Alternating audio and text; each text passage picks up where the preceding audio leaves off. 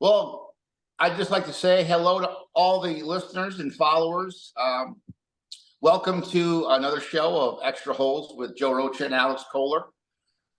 We've got several topics we want to get through, and we're going to try a little different style today. We're going to try to get through these topics a little quicker, and we're going to see how it goes. But the first thing we want to talk about is kind of a rewind section where we can talk about other shows that we've done. If there's a correction we need to make or something else that we want to, talk about that we maybe kind of didn't finish or thought this is the time to do it.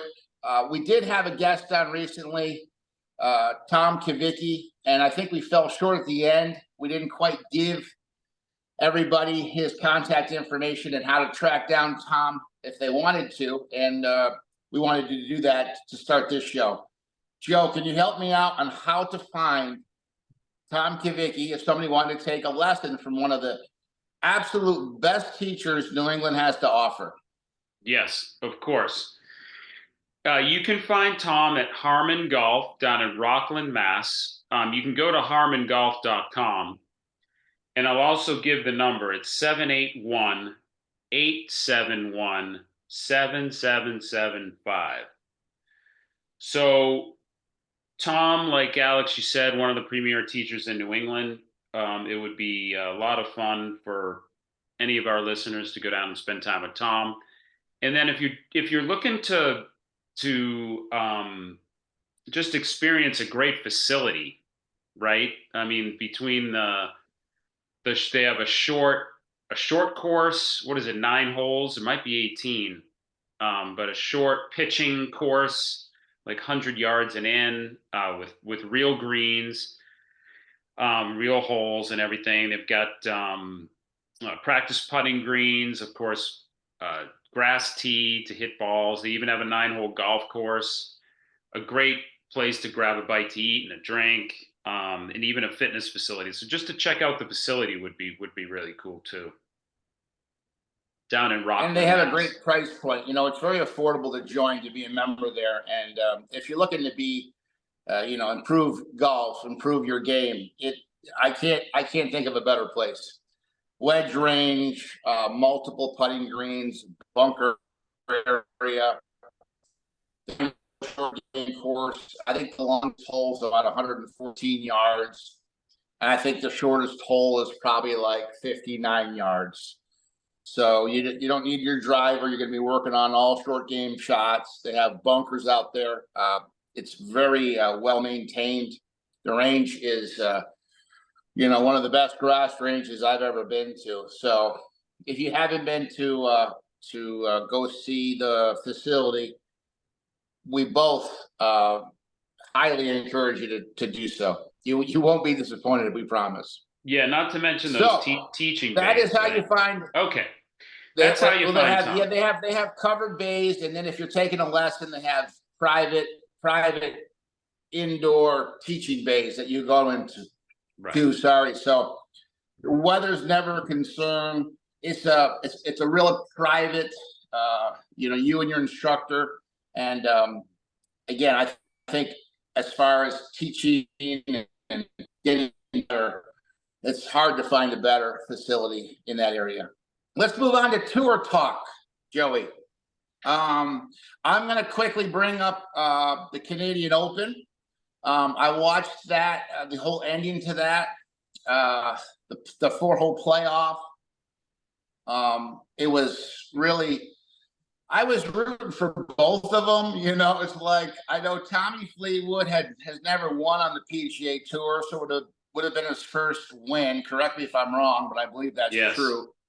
And then the eventual winner was Canadian, and obviously to win the Canadian Open is pretty, that's probably high on all the Canadians' list. It's very, they're very proud Canadians. They would love to win their own, highest level tournament. So I was happy for the winner, but I was rooting. I don't know if I had to pick, I was rooting for Tommy Fleetwood. I thought Tommy had it. He birdied 17, and then 18 was a par 5.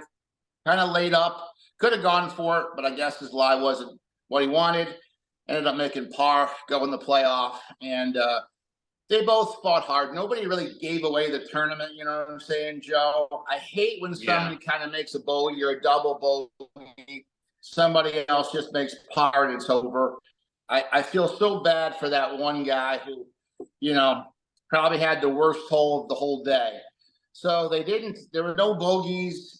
They played competitively good golf, and somebody has to win. And to make an eagle win impressive. So I enjoyed the show. You just broke up a little bit there, Alex, but you turned over to me. I thought it was a obviously incredible finish, and it was really interesting. Maybe one of the only tournaments we've ever seen where it was ended up being like a President's Cup or Ryder Cup sort of feel, because you had the Europeans that were rooting for Tommy Fleetwood. Right. Yeah. Tyrrell Hatton, and you had Justin Rose, and their caddies were out there, and then you had the Canadians out there: Adam Hadwin, Mike Weir, Corey Connors. So it really was a lot of fun for them and for everybody to watch. So yeah, there wouldn't have really been a loser necessarily. But yeah, I know Tommy Fleetwood is a real popular character, and it's hard to believe he hasn't won yet. It must be coming soon, but for sure. But yeah, that was an incredible finish. Of course, we have the U.S. Open coming up. Oh, and by the way, how about Adam Hadwin getting tackled? Did you hear about that? I saw the video. I mean, did you? Okay, I saw some pictures. Yeah. That was wild. It's all over. Yeah, the video's all over the place. Oh my God. It was a clean tackle too. Was it? I'm guessing that security guard played some level of football, a decent level at some time in his life. And there's a clean tackle, but he certainly was not going to let that crazy spectator, you know, get in there. I guess Obviously, he did his job. Didn't realize that he really wasn't a crazy spectator. He was a good friend of the winner, and but you know, hey, listen, the guy's job is for security. So it's kind of hard to fault the guy who didn't know who was rushing to get on the scene, and he reacted. So do you think it's the second best security guard? Yeah, I know. It ended up they laughed about it, but do you think it's the second best tackle in golf PGA Tour history? Let's see, the first. The first one. Peter there Jacobsen. Was a streaker. I think it was Peter Jacobsen. Yeah, it was. Peter Jacobsen who tackled a naked running man. Yeah, at the British Open. So yeah, it was pretty funny. That brought back that memory too.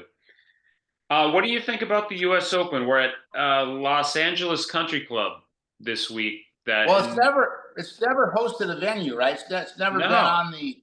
So I think it's really cool to see a new course. Yeah. They're talking about some really special holes on that course. There's like a 290-yard par 3. And then a 75-yard par 3. What is it? And then at the other end of the spectrum, a 75-yard par 3 as well. Yeah.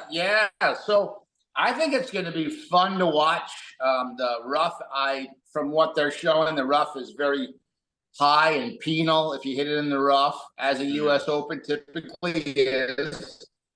And some of the spots on the greens seem like it's going to be very challenging to two-putt. So I think it's going to be a great test of golf. And the person that wins that trophy is certainly going to be very deserving of the victory. It's going to be a tough week for the players. And my early pick, I'm going to pick Brooks Koepka. Ooh, you're going Brooksy. Wow. I think he just has such a mindset for the majors. I don't think he's going to let the bad lies. Everyone's going to get a bad lie.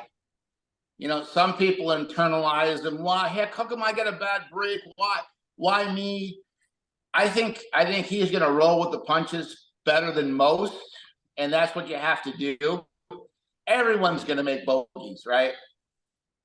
I think his length is going to really help him out there. You know, that 290-yard par three certainly isn't going to favor short hitters. Right. I know And those the Bombers are always no, the favorites, right? well, John Rahm, Scotty Scheffler, you got yeah. Justin Thomas. Yeah, it'll be interesting. Could we see a winner that maybe is a sort of a lesser known player? We'll see. We got Fleetwood. Fleetwood could sneak up. Obviously, he's hot coming in. You know, Hovland's always kind of on the radar. Victor Hovland's always. Yeah. I think he's got a great mindset for golf. He seems to really just almost kind of laugh off the bad shots. You know, not really, but they don't seem to bother him so much. He just kind of keeps playing. So I think Hovland's got the right mindset to win a major. Scheffler, Rahm, as you said, Koepka, Dustin Johnson. I think his form right now is fine. You know, he could be in the mix. Dark horses, gosh. You know, a dark horse. Yeah. I think it's going to come from the list we just said. I think. I don't know. I know those 6 players. Well, the interesting thing with the U.S. Open is, you know, like they say, it is an open. I mean, you can't qualify to play in the NBA. You can't qualify to play in the NFL. You know, on and on. Well, but you can qualify to play in the U.S. Open golf. Maybe tournament. we will get a Francis Ouimet story this I week. would Who love knows? to. I would be a love. guy. Yes, I would love to see a qualifier at least be a prominent figure one of the days, 2 of the days, maybe through Friday. That would be a nice story. There's certainly plenty of talent. You got some unbelievable college players that are in the field. So we'll see. That'll be interesting to obviously to watch. Can't wait. Tomorrow it starts, right? I will. We're doing the show Wednesday. I'll be putting in a lot of time watching it. So yeah, looking forward to that. I know, right outside of anything LA. else with Tour Talk, Joe? Do we want to touch on Live PGA Tour just a little bit? Actually, can we rewind it just for a second? Go ahead. I'm ready to transition. I have a question for you. Go ahead. And I noticed it probably more than I would think I would notice it. But I'm noticing that these PGA Tour players, when I watch their finish from down the target line, we were kind of always taught, when you finish, you want to be able to see the players. If he's right-handed, when he finishes, you should be able to see his spikes. That would mean he's kind of finished fully left and he's got his right toe. You with me? You're breaking up. Okay, so yes, in the past we would see the bottom of the right foot. Are you not seeing that these days?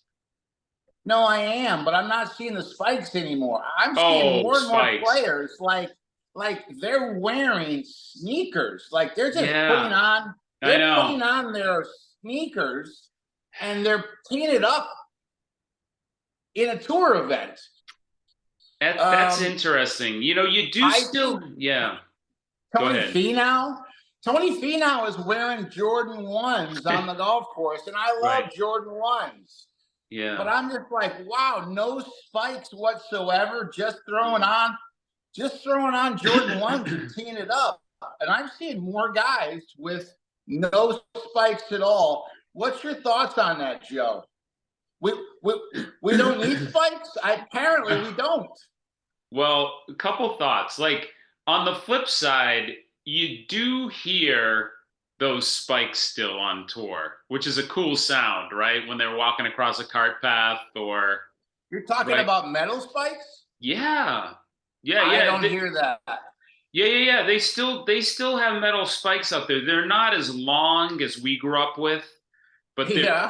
they're shorter. But if you listen out, like even on the telecast or whatever, if they're crossing a road or going to the next tee or something, you'll hear them. So that's on the other side. But I know what you mean. You do see, that's a fun thing to be on the lookout for too, watching the golf. But you do like you said, you do see more of that sneaker. Of course, the soles of these sneaker type shoes have gotten a lot better, I would say, as far as traction. Mm. I wear a pair that, yeah, they're multi-directional, and they really, you can really sort of use that ground, to your advantage like you want to. But I would want the spikes. I would want the spikes if I'm playing a tour event. I just think Well, pushing on the ground, um, you're right on the edge, competing against the best in the world. I can't really afford to slip. And not to mention weather conditions. If you're playing in the morning and it's a little bit, the dew on the ground, it's a little bit wet from rain. So yeah, it's interesting. I guess to come full circle, Sam Snead used to practice barefooted. And Mm, he would say, he grew up, he hit balls all the time and just barefooted. And he says, if your balance is good and your footwork is good, you won't slip. You can hit mm, balls and your results won't be affected. So I guess if you can, if you can hit balls barefooted, and you can, I've done it. I've practiced that way. yeah, I guess just wearing sneakers would be, it's like a step up. You're not barefooted. And yeah, again, if your footwork is good, if your balance is good, but like you said, if it's a little let out, I wouldn't want to lose one half a shot. I would not want to miss a green by a couple yards because my foot slipped, and then may cause me a I bogey, know. or maybe it was a sure birdie hole, and I make par. Well, if it costs you one stroke because you're wearing basketball sneakers, I can't see it. I can't see it being an advantage, but Okay, it but is something I've noticed lately. yeah, and um, you mentioned Sam Snead, which goes into another layer layer of the discussion with the footwork, because I think that a lot of the shoes out there are almost too aggressive with the support. Of course, they advertise the supportiveness of the shoe, but it does detract from the natural movement and capability of our own feet, which Sam Snead Mm. was sort of alluding to. So that's another discussion. We don't have to spend too much time, but no, that's interesting, because I think the closer the feet are to the ground, I've heard them called the little kind of funny term, but sensory deprivation chambers. For the people that are really into the physical therapists, really into the feet, they don't like these big, fat type, big sole shoes that don't allow the feet to do their job. So our feet, and the people that Well, study it are just are an amazing engineering like marvel, really. But we take them for granted, obviously. But one step further, I want to say it's Nick Faldo. Could be wrong, but he wears and promotes a shoe, and their shoe says we can get you more distance. I know. Their shoe is promoting extra distance if you wear our shoes. Now,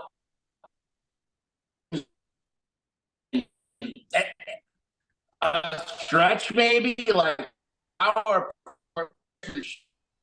but did you have you seen those commercials? Is Yeah, is the it Nick square. Faldo? Yeah, I think it's Nick Fowl of the squares. I'm not. I'm just. I'm. I'm not buying on that. I'm not buying either. I'm selling on that. I'm selling on that. I'm gonna punt. I'm punting. People can be a little bit desperate. I don't want to use that in sort of I don't want to say that's a negative term, which it could be seen as that. But people are desperate for results, maybe more distance in that case, maybe more information. I'm leading to our next topic. And how about a discussion on YouTube and all the information? Maybe I'll lead it off. I'll say that people that come to me for lessons, I'm amazed at how many people are watching YouTube videos.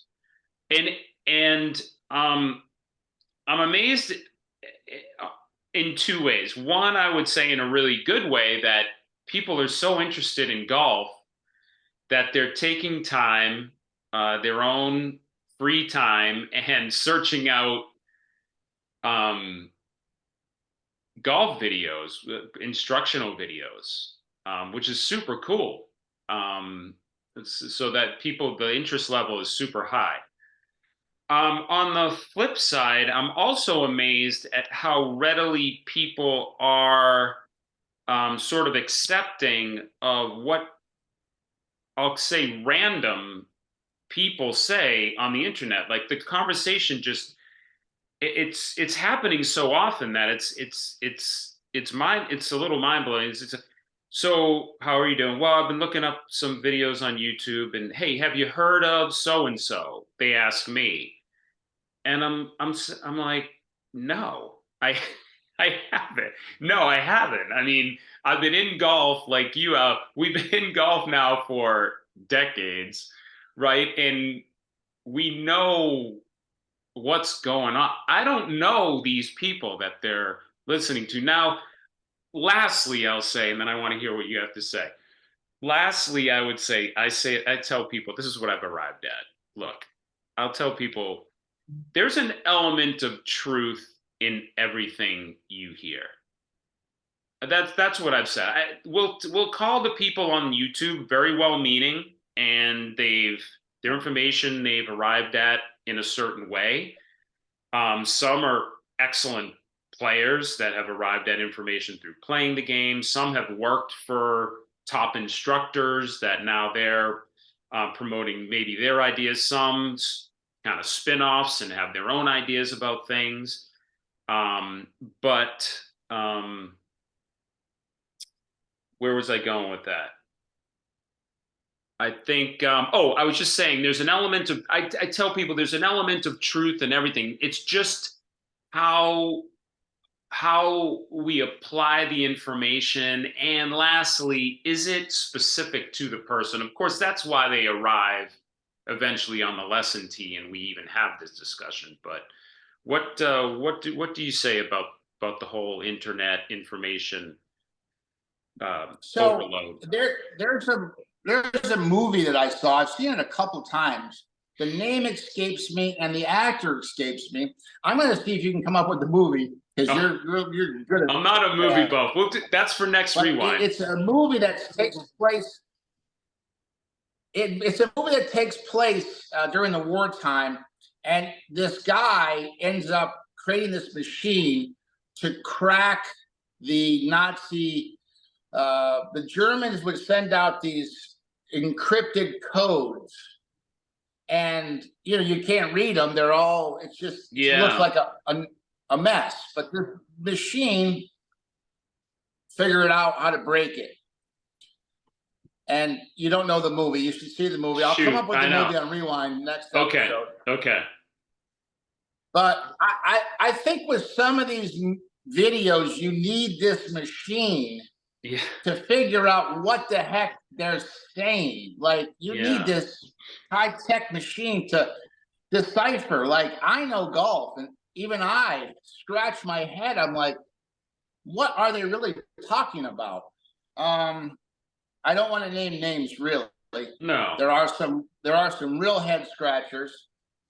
I think people just need to be wary of where they get the information from. Listen, if they've met this person and want to follow them online or took a lesson from this person, that's fine.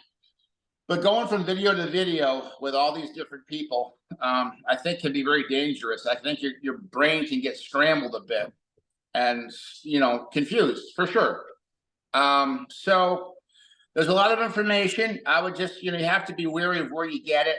I know that obviously we're older, Joe, and we didn't grow up with YouTube when we were kids. So for me, watching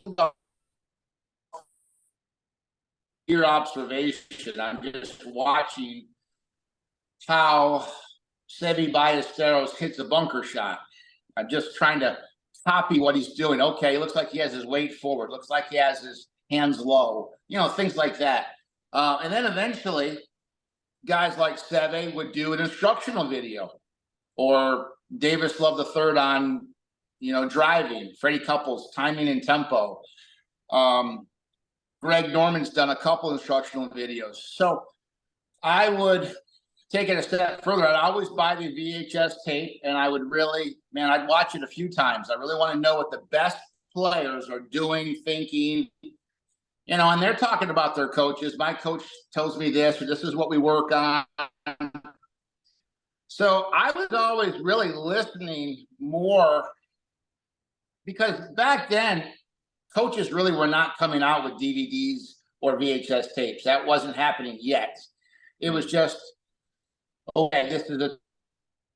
Eventually, coaches got a bit more famous. And yes, you can go buy Butch Harmon, his instructional video. He made one. David Ledbetter's made several. Most of the real top tier, I think Hank Haney has one.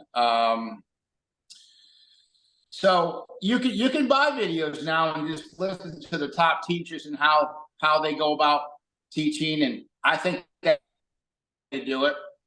I would be wary just to watch miscellaneous videos on people who think they know what they're doing, because it's really not one size fits. They'll say, well, not everyone is doing that. Like, if everyone thinks that's their mistake, I think it could be a false correction for some people. So, Alex, real quick, sorry to interrupt, but Alex, you broke up a little bit when you what were you mentioning there when you said about a fix for?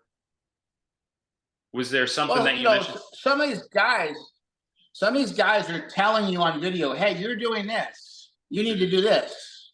Well, they're not in front of you. They don't know what your swing looks like. How can they say you're doing this? Do this. So I would lean towards instructional videos by reputable coaches that have a long career and have worked with many successful players and have a great resume. You know what I'm saying? Yeah. I think the mark of a good coach is, in some respects, hey, where are your students? Do you coach college kids? Do you coach like, if you have a track record of success, there's no way I couldn't call you a very competent, great coach, because the proof is right there. Yeah. Some of these guys are just putting a tripod in their backyard and trying to tell you what you're doing wrong. I would say I would be leery about some of those videos, but that's my 2 cents, Joe. I know. Yeah, I agree. I mean, we talk a lot about the setup, the grip, the posture. So I have an idea. Well, I think I'm a little bit like you. I know you watch a lot of videos, you watch a lot of video on YouTube, more players' swings. Among other things. Okay. And I do the same. I mean, even during a lesson, I'll see someone that has maybe a unique move, and I'll say, "Oh, that reminds me of Corey Connors," maybe because he has a unique sort of movement in the let me look up Corey Connors just to see where he goes from there, and we'll kind of both look at it. It's just a spur of the moment thing. So it's not like there's not great information on YouTube. I would say if you take a page out of Alex and I's book, what you can do is take a picture have someone take a picture or put your phone on your bag or tripod, take a picture of your grip, take a picture of your posture, and then if you can take a short video of your start back, and then go to your favorite players on YouTube and have that picture, hold that picture and put it next to some of your favorite players and just compare your grip, does my posture look anything like the few players that I like? And then if you want to take it one step further, you could leave it at that and get some benefit. And then if you want to take it a step further, most of the mistakes we see, Alex, right, on the lesson tee happen. I mean, if it's not in the setup, it's when the club immediately starts back. So between grip, posture, and getting that swing compared at the start back, I think those would be three cool areas and a good way to utilize YouTube more to your advantage than sort of chasing ideas. Like I said, I love the passion and I love the interest, and it can really be interesting, but take it from us, a lot of times you're sort of chasing your tail with that stuff. It's interesting, yes, but is it going to really help? Maybe not. So, okay. Alex, do we want to cover one more topic or are we good? Possibly. I just wanted to follow up with what you just said. I thought what you said was absolutely nail on the head. That was said perfectly. I 100% agree that if people just took, from a good angle, face on, grip, and then target line, now they see their posture, see their ball position, see their grip, go to YouTube.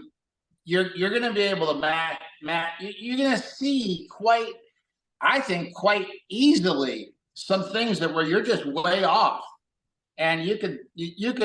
I almost think you'd be better off doing that approach than these other videos and just every week trying something different. Like get the structure, get your setup more sound. Again, copy the best players. That's what I always did. I always said you can't. The tallest building that you see, you can't build that building without an excellent foundation. The foundation that most people totally skip the foundation and they just want a great swing. Well, it doesn't work that way. You've got to have the foundation. You've got to have your hands on in a certain way. You got to have your body positioned in a certain way where you're ready to move, but you're balanced. There's that combination of, you want stability, right? But you also need mobility. Yeah. So nobody plays golf with their feet together. That doesn't lead to stability, right? Mm-hmm. But I just want to say, Joe, that you said it perfect, and I hope our listeners kind of start doing that. I think it's going to help them out a lot. Now, as far as one more topic, let's make it a quick one and wrap it up. Do you have a topic off the top of your head, or should we? Do we want to leave the audience wanting more, Alex? Maybe we make this maybe we wrap it up here and take it from there. I know what we can do now. Go ahead. I pose a question to the viewers. Okay. I don't believe I mentioned this already, so if I did, the people who heard it before will know the answer. There has been 8 different ways I think I know where you're going. Professional golfers have held the club. So I kind of call it hand placement. How do you place your hands on the club, and how do you place your hands in relationship to each other? I'll give you the most common one. The most common one is called the overlap grip, where you're overlapping the pinky of the right hand for a right-handed player into the groove of the first and second finger of the left. That's called the overlap grip. And that is probably the most used grip on all tours. And then there's another grip which Jack Nicklaus made famous, and Tiger Woods, among many others, and that's called interlock. And that's taking your index finger of your left and your pinky finger, last finger of your right, and kind of just interlocking them where there's a connection. Those are two grips on tour. There are 6 other grips that have won PGA Tour events. 6 other ways. I would like the audience to write in the comments. There's got to be a comment section somewhere. I want to see how many grips of the 6 remaining we can come up with. I love it. You want to name the grip, and you want to name the player who won with that grip. Now, I have the information, but I'm waiting to see. Maybe our viewers can do a little research and find this out for us, Joe. So that's for next pod. I love that. And I could hook up the winner, maybe the winner being the one who comes up with the most, with a Titleist hat. So we could somehow, I'm gonna offer it up. We could, if they could let us know their address, we could get it to them. Sure. So no, I love that. I like that a lot. I'm gonna see if I can name the 6. You've told me before, but now I have to see if I can recall. Very interesting question, and sort of mind blowing too. And good reminder that a lot of different ways to swing the golf club and get it in the hole, right? Alex, It's not one size fits all. There's the majority, and then there's some outliers. There are people that do it slightly different and still have success. Yes. We don't want to eliminate those people. Now, does the vast majority have the same grip? Well, pretty close. A lot of the tour players, whether they're interlock or overlap, if you look at how their hands connect to each other and how they look relative to the club face, a lot of them look very identical, a lot of them. But again, not everyone does it the same way, and there are some outliers, and you can be successful doing it a different way for sure. And that'll be nice, because next time that'll lead us into a deeper dive into a hand placement. I was about to say grip. Sorry, Alex might be the foremost expert on the grip, perhaps, in the game. He really does. He does really cool research. Has a lot of pictures of tons of pictures of players' grips, and it's impressive, and it's sort of a forgotten place to look when we talk about the golf swing, because there's other parts of it that are so interesting. But appreciate your focus on that, Alex, because it's that important. Okay, I am going to lead off wrapping up the show. I'm going to say right now, you can find Extra Holes Podcast on YouTube. If you want to subscribe right now, it's under Joe Rocha Golf. We're looking to change that, but right now, if you wanted to subscribe, it's Joe Rocha Golf. But go to my YouTube page, and then you can always just find Extra Holes if you just search YouTube. Just Extra Holes Golf Podcast. You'll find us there. You can also, and you can leave the comments there. You can also find us on Apple Podcasts and SoundCloud, which is a cool platform if you've never tried that. That's the podcast. The Apple Podcasts and the SoundCloud would just be audio. But to find us with the video, it would be YouTube. And please also consider leaving us a review. on either of those, on any of those platforms, especially maybe the Apple podcast. That would be cool to hear from you, see what you think. And any feedback you have, please let us know. Alex, where can people find you? Yeah, just we did that in the first couple, but we haven't in the last couple. So if somebody wanted to learn more about me, I would just send you to my webpage, which I did myself. So it fits the bill. It's not world class, but I'm pretty proud of it. It's alexkollarpga.com. That's ALEXKOLLARPGA.com. Somebody wanted to send me an email directly for any reason, it would be alex@alexkollarpga.com. Cool. Well said, Alex. Once again, enjoyed talking golf with you, Alex, and hope everybody out there enjoyed the show. And we'll look forward to seeing you next week. Enjoy the U.S. Open, everyone. Until next time. Okay.